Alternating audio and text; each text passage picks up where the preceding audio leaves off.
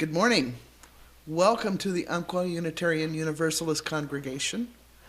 I'm Glennis Peterson, your service leader for today. And our speaker this week is Martha Sinkula, who is going to read a sermon by Annie Holmes, one of our former UU ministers. I love to hear you all repeat good morning back to me when I say good morning. I really miss you all. And I know you all miss seeing each other, so it's important to make every effort to stay connected with one another during this physical separation.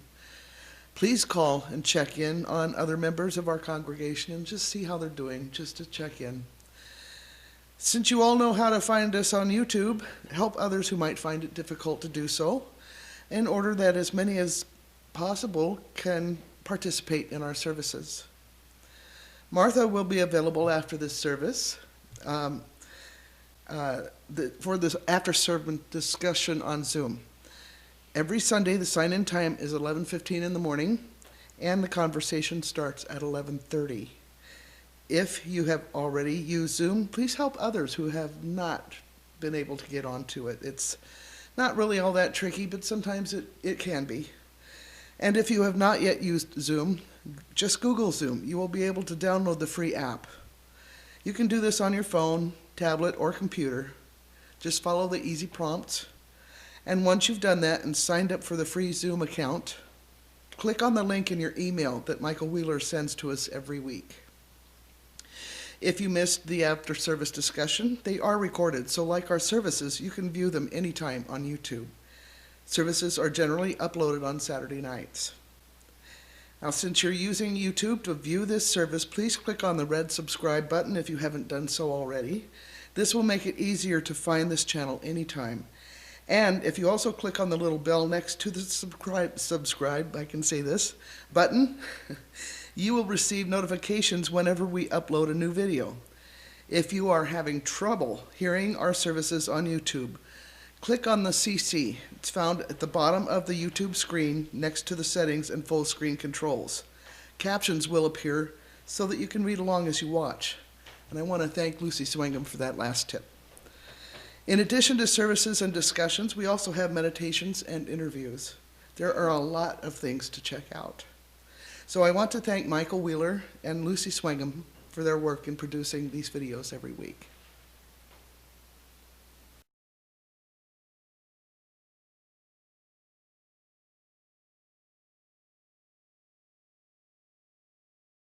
Our chalice lighting words this morning are from Dale Hudson.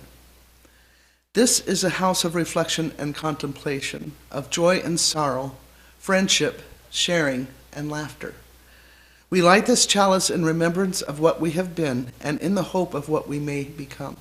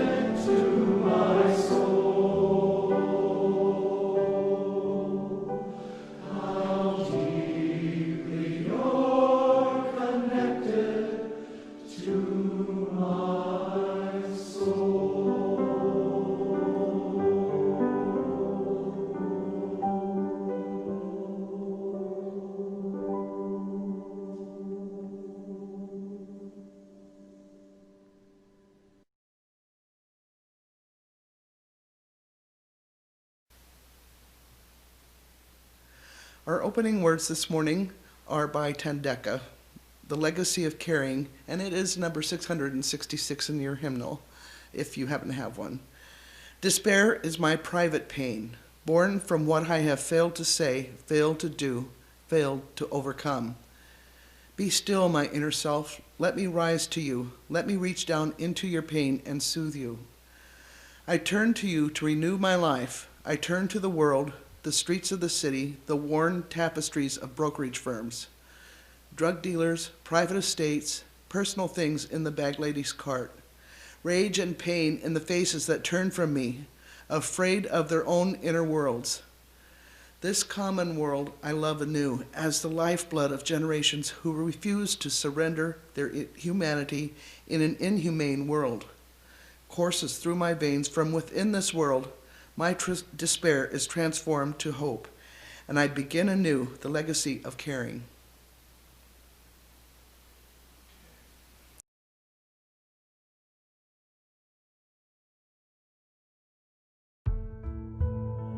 And now, I would like you to settle into your seats and relax. Relax your shoulders, your neck. Place your feet firmly on the floor. Take a deep, deep breath and breathe out. Let yourself relax into your chair and breathe in and breathe out. We are all longing to go home to someplace. We have never been a place half remembered, half envisioned. We can only catch glimpses from time to time. Community. Somewhere there are people to whom we can speak with passion without having the words catch in our throats. Somewhere, a circle of hands will open to receive us. Eyes will light up as we enter. Voices will celebrate with us whenever we come into our own power. Community means strength that joins our strength to do the work that needs to be done. Arms to hold us when we falter. A circle of healing. A circle of friends. Some place where we can be free.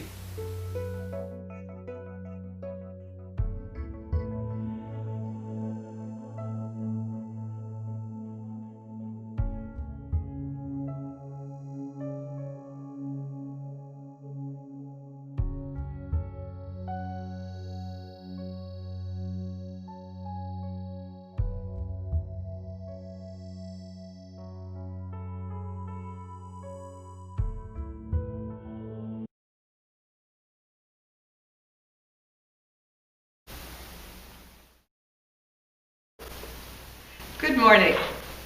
I'm Martha Sinkula.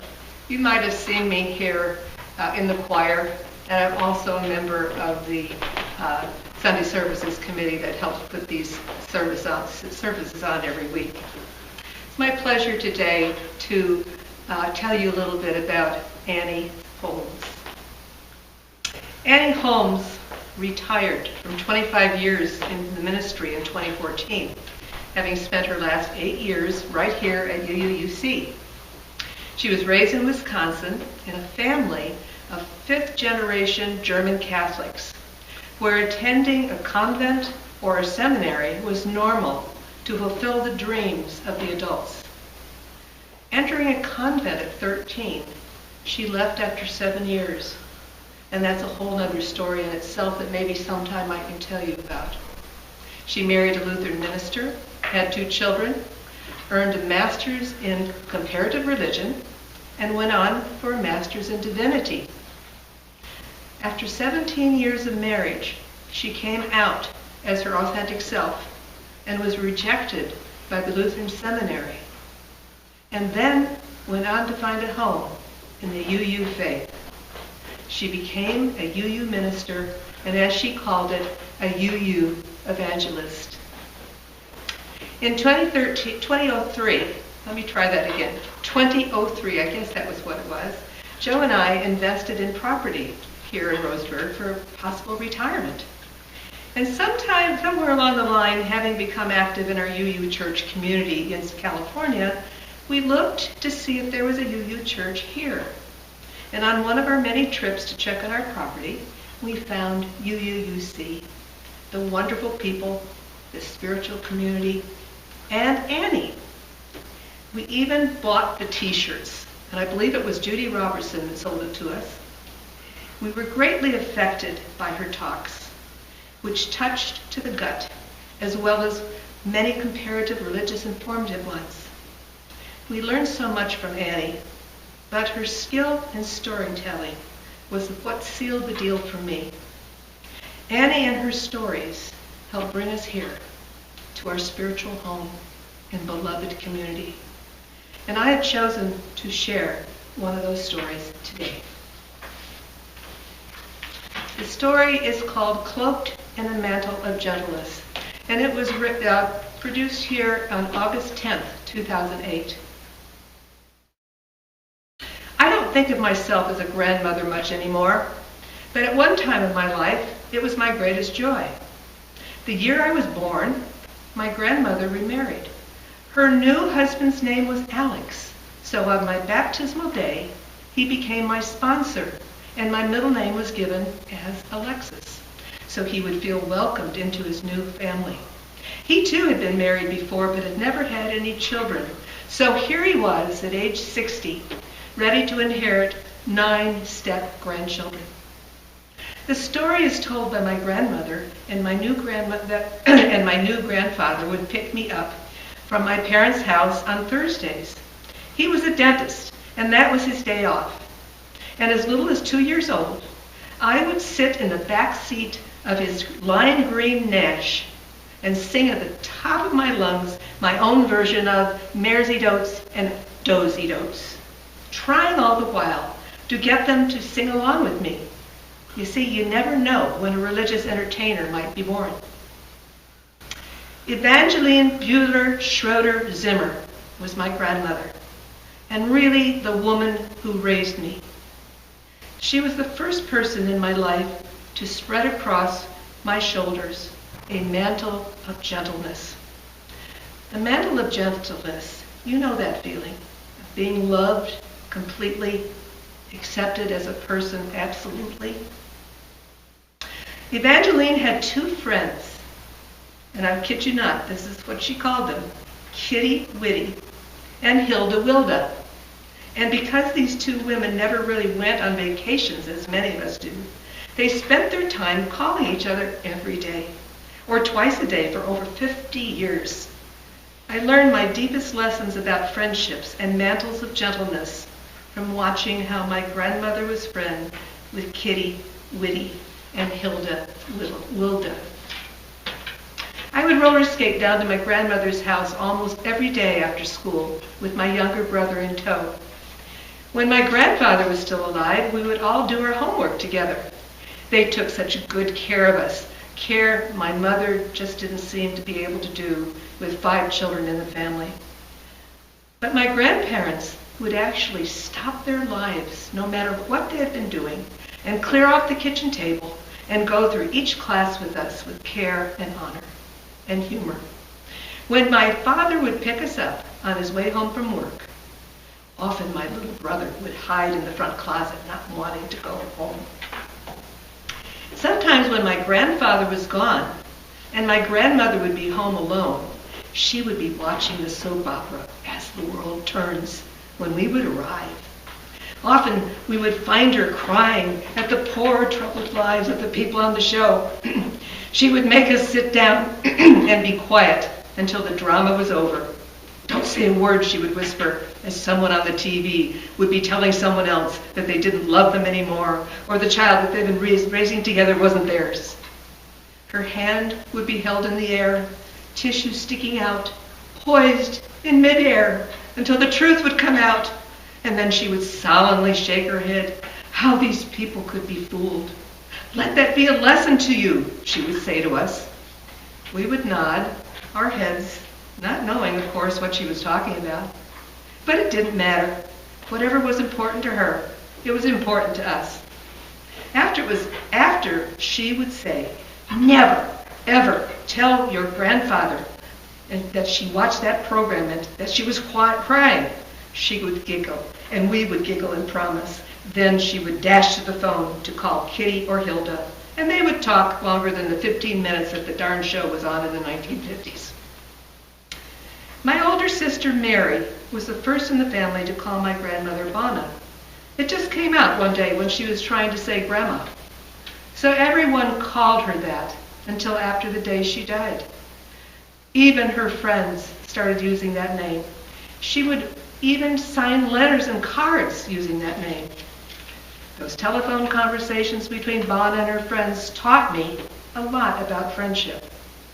She was so animated on the phone. She relished their calls. Since none of these ladies drove a car, the phone was their own daily link, their umbilical cord, their living room to living room progress about their lives and their families and friendships. And as far as I could tell, there was never any jealousy between the three of them. They seemed to divide the time equally between themselves, one calling one, and then the other calling the other, and on and on. I think three-way calling would have been a nuisance for them. How could one translate the other's call if the one you were already talking to had already heard it? I learned that in order to have a friend, one needed to be a friend. And that meant spending time with the person, lots of time. Friendship took a lot of time out of your life. I learned you trusted your friends because you told them the truth. To lie to them would have broken that trust between you and your friend. This, of course, is never easy, but the truth is essential to a good and lasting friendship. One time, after my grandfather died, I heard Bonna talking on the phone with one of her friends. And she was very worried because she had had 2 marriages in her life. And who would she be married to when she died and she went to heaven? She asked, and now I never heard the reply to that question because she was on the phone. But it must have been something because the distressed sound in her voice vanished and she was her old self again. I learned that sometimes you could count on your friends to provide what your family simply could not provide. On the death of my grandfather, it was Hilda and Kitty who brought the food, the comfort, the support. My grandmother and mother could not be in the same room together for very long. My mother could not be there emotionally for Bonna for so many reasons. So my grandmother turned to her friends, and they were there for her, and long after his burial. I learned that when you love your friends, you do nice things for them. These ladies and several others did something I wished we did more of today, and that was once a month they would hold high tea. Now this is quite an occasion, one for extreme care, anxiousness and worry, and of course concern. I was always drafted as a helper, especially as I got older and could polish the silver and help serve without dropping anything. But the high teas, as interesting as they were, and you had to look at them, were the pits for an 11-year-old because we're a life-giving force for someone like Bonna. But they were a life-giving force. The dining room table had to be dragged out and a leaf put in. There was linen to put away. The linen was put away so perfectly in the hall dresser.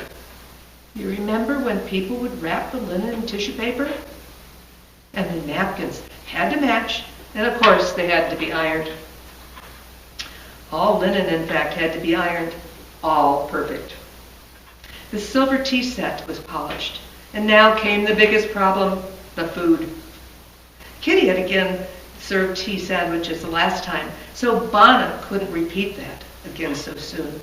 She would make 7-layer bars, my favorite by the way, or maybe those newfangled things called croissants. Remember, it was the early 1960s, and they were becoming popular. But were they too modern?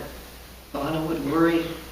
And on the internal discussion would go, and in the end, she always made the same things. 7-layer bars, Schoen tort with cream cheese, excuse me, with strawberries from her garden, and cucumber sandwiches with cream cheese and a green olive cut so that the red center showed just through. And of course, there was no crust on those sandwiches, and I am equally sure that the other ladies served the same fare each time too. But think, the point was that Bona cared about their comfort and their opinion. And there was some healthy rivalry between the cookers, like who had the lighter tort. The kidding was all in fun, but mostly I really believed she wanted them to have a good time. As the time came for the tea, I had to wear a dress and nylons and carry things on trays. I had to endure the oohs and the ahs and the remarks, "Oh, how big has she grown?" Well, as I was the tallest person in my class, taller than all the boys, I was really not impressed with that remark. The serving wasn't so bad, at least I was busy, and there was always good food to eat.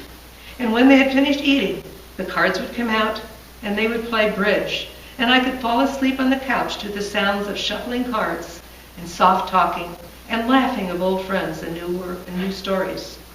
Even as a young girl, I saw that my grandmother received so much from being able to entertain these women from her childhood. Bona, being of pure German descent, was not given much to hugging or displays of affection or loud laughter. But when these ladies got together, it was truly fun to behold, and it was like they were all young girls again. When I was 12 and about to go into the 8th grade, we were on our first week of vacation at the cottage that my grandfather owned, when running from the car to the cottage with an armful of board games, I fell in some mud and broke my ankle. There was nothing for anyone to do but send me to Bona's house for the summer. I was crushed. No swimming, no campfires, no fishing, no boating, no stories at night all sitting snug in our beds, no marshmallows, no nothing. It was the worst day of my young life. All I could imagine was Bona fussing over me like a neonatal nurse.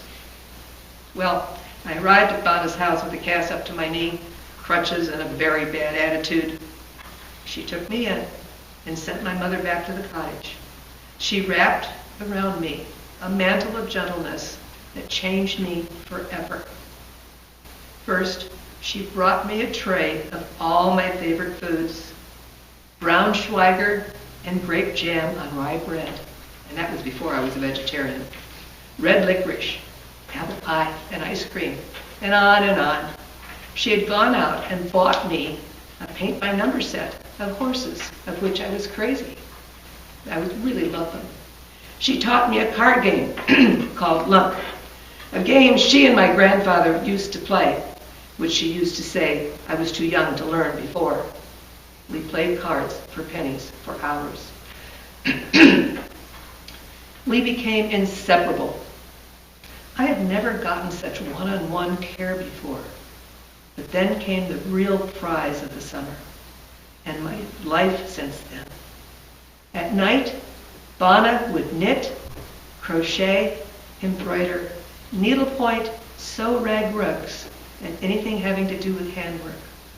I asked, after being there for a week, if I could learn something like that. With patience that I think astounded both of us, I learned to do Swedish huck toweling, crocheting, knitting scarves, and I even started a rag rug.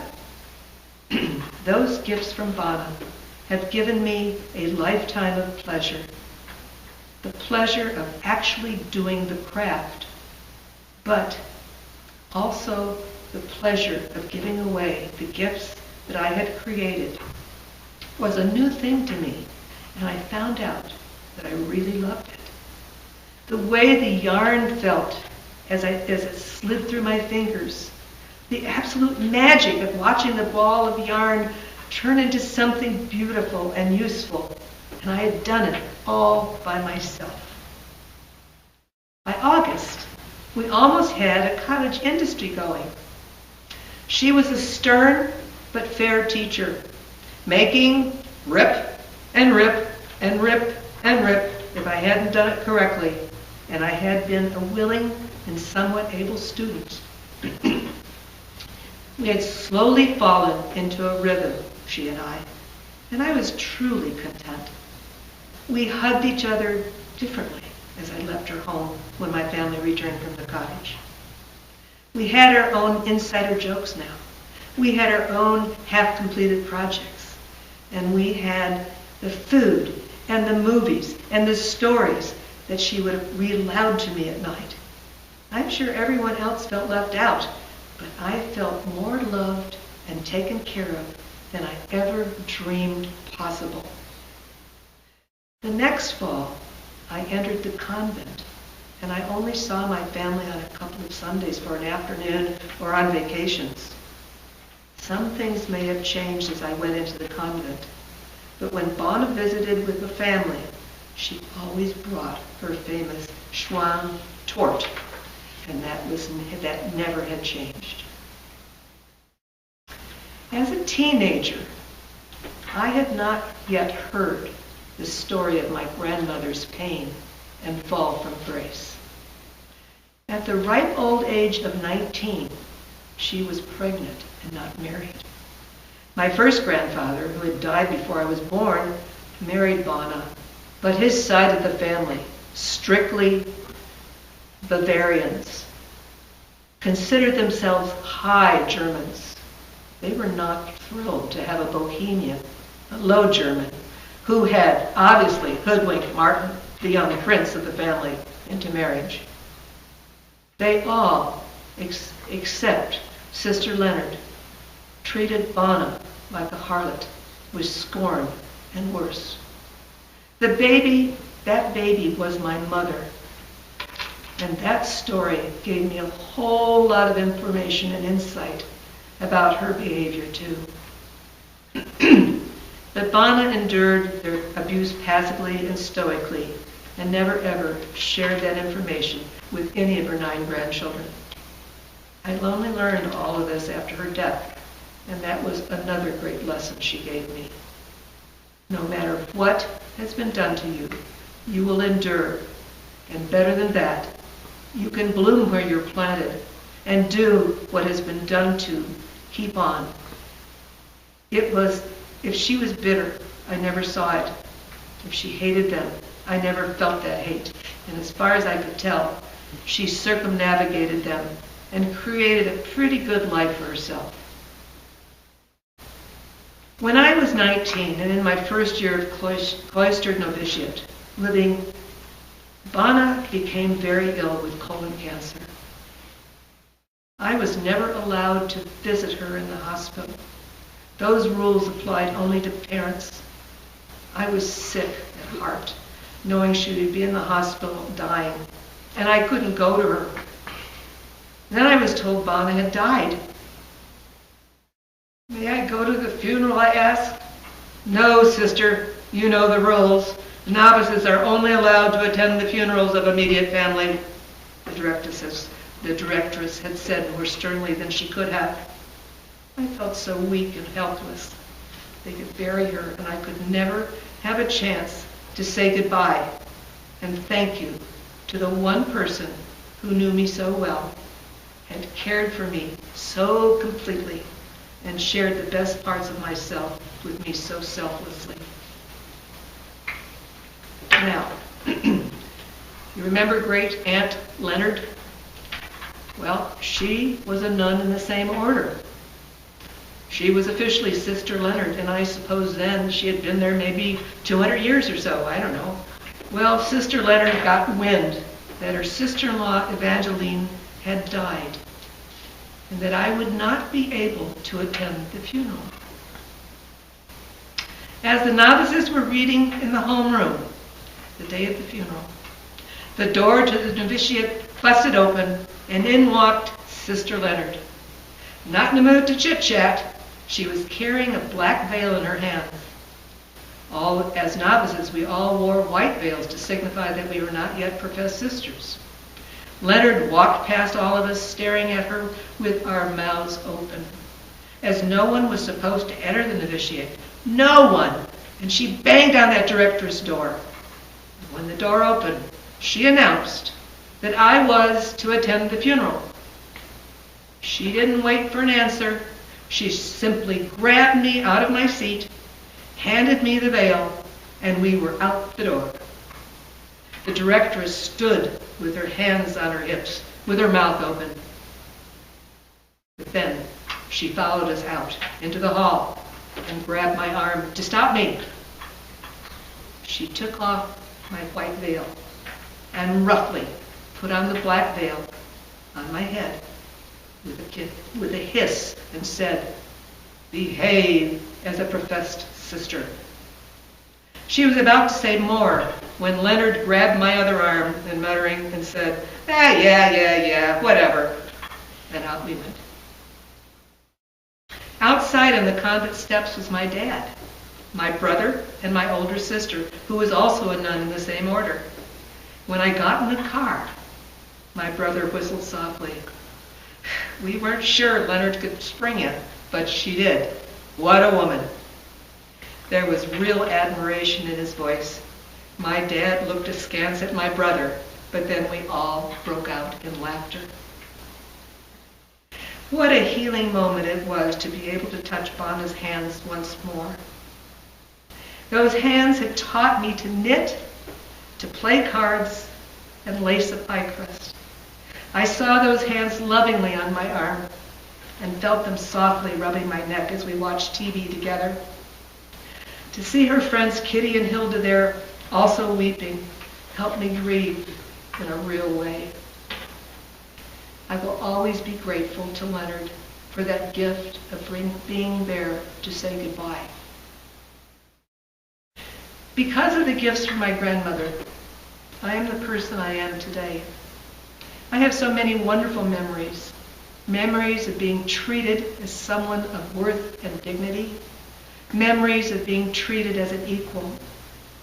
Memories of someone caring about you so much that they, out of their own goodness, lift the mantle of gentleness up and drape it around your shoulders so you too are certain that you are royalty, that you were born to be.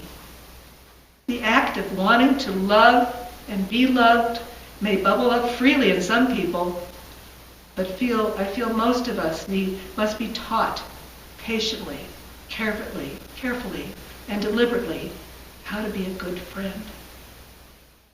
I'm not sure I could define what a friend is. What I do know is that in our fast-paced lifestyles, making and keeping friends and being a friend takes time. It takes hours and hours of time. And I feel blessed that in my lifetime, I've had that modeled for me. This week, let us take a deep and appreciative look at the people who are around us. Gentleness is not often spoken as important in our society, but it's so vital in our dealing with people. How gentle are you with yourself? It's been dawning on me lately that we as a church community have not met each other capriciously. Oh no, even as haphazard as it may seem that we are all here in this church together at this time, in our heart of hearts, we do know we are all here for a reason. And sometimes the reason is to do the work of the church and the world together. And sometimes the reason is to do the work of helping each other to be the best that we can be.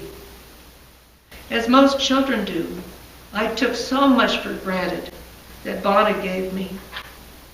It wasn't until much later in my life, when I had really been hurt, depressed, and often feeling like no one understood me or loved me, I remembered Bonna and her kindness and perfect acceptance. And sometimes, even today, as I'm getting ready to go to sleep, I hear the laughter and the rattling of the teacups and the shuffling of the cards in my mind's eye.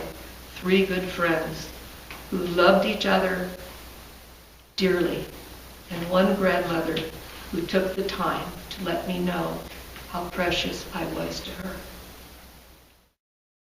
Those memories give me hope. I am reminded of the importance of someone laying the mantle of gentleness upon my shoulders, and I remember in my life to do the same for others. Be gentle, my friends, with all you touch in your life. You may have only one chance to touch that particular person, animal, or piece of earth gently. We have mantles of gentleness in our possession. Be generous in draping them on all you meet. Such a gift, indeed, could save somebody's life. Blessed be.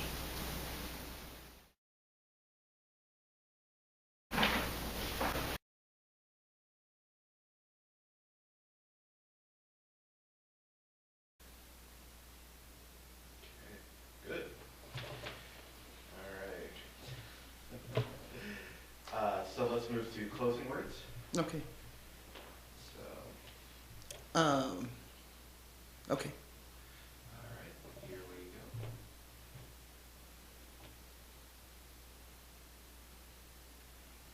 Our closing words this morning are by Adrian Rich, and it is number 665 in our hymnal.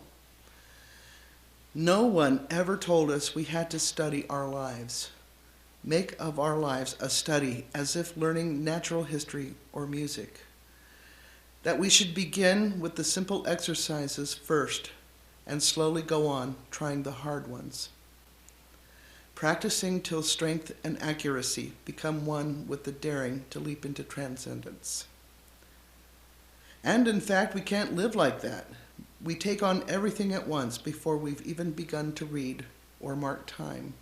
We're forced to begin in the midst of the hardest movement, the one already sounding as we are born.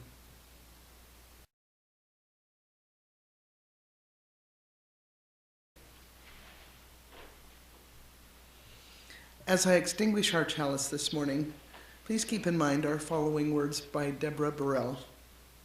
We have basked in the warmth and beauty of this flame and this community. As the chalice flame is extinguished, let us carry its glow within. Let us kindle new sparks within these walls and beyond.